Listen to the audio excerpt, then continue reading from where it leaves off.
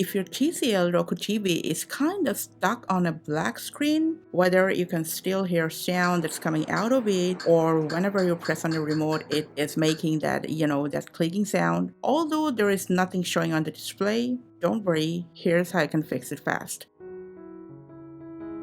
Alright, so first, since you cannot see anything on the screen, just try restarting the TV using your remote. Press the home button 5 times, then rewind 2 times and fast forward twice. What about 15 to 20 seconds?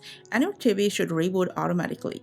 Now, if that didn't work, well, now we're gonna try a cold boot. So for that, first just go ahead and unplug the TV from the power outlet. Now next, what you're gonna do is just like this, tilt the TV slightly and locate the multifunction button in here, right at the bottom next to the TCL logo. Now on some TCL model, this button may be on the side instead of underneath. So what you're going to do is just press and hold this button for 30 seconds to discharge any remaining power inside the TV. Move your TV back into place, and before plugging it in, what you're going to do is just disconnect any HDMI device or cable that's connected to the TV's port. Any peripherals you have, just take them out. And after that, just go ahead and plug the TV back in and then turn it on using the remote. In most cases, the TV should power on normally.